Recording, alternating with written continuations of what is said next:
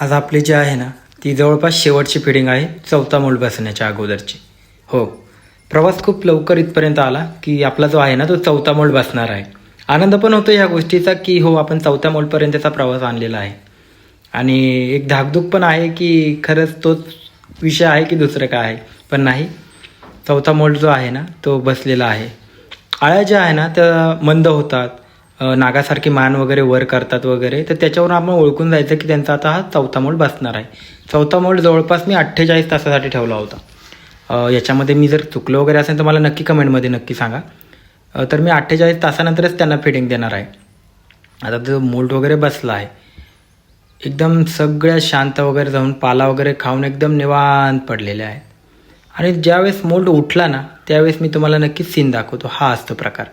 सापासारखी ना ते कात काढत असतात. ही आळी जी तुम्हाला दिसते आता वर ती तिची कात काढते. हे पहा, मागं तिची जी जुनी झालेली कात आहे ना ती निघून जाते आणि त्यांच्या अंगावर एक चकाके असणारी नवीन कात येते. मोल्ड बसण्या अगोदर ना त्यांच्यावर चुना मारला होता आणि आता जे आहे मोल्ड उठल्यानंतर आपण त्यांच्यावर विटकर विजेताची धुरळणी करणार आहोत. पण अजून तरी मोल्ड उठायला नुकतीच सुरुवात झालेली आहे, त्याच्यामुळे त्यांना अजून थोडा आपण वेळ देणार आहोत. कारण की मागे पुढे व्हायला नको, सर्व आळ्या ह्या एकत्र उठल्या पाहिजे. थोडंसं 5-10 याच्यामध्ये होतं मागं पुढे, पण ठीक आहे, ते हरकत नाही आहे त्या गोष्टीची.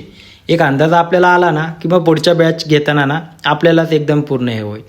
बाहेरचं वातावरण मात्र एकदम छान झालं होतं. हे पहा, पावसासारखं वातावरण झालं होतं, ढग वगैरे आले होते आणि आपला बाग वगैरे बघून मलाच छान वाटत होतं. खूप मेहनत केली याच्यासाठी. आता ही जी आपली बॅच आहे ही फक्त जर सक्सेसफुली एकदा कंप्लीट झाली ना की मग माझ्या काय बोलतो आपण ते घेतलेला निर्णय हा योग्य आहे हे मलाच कळेल. मलाच नाही तर तुमच्याबरोबर सगळ्यांनाच कळेल. हरकत नाही. आजच्या दिवसासाठी एवढं. भेटूयात उद्या.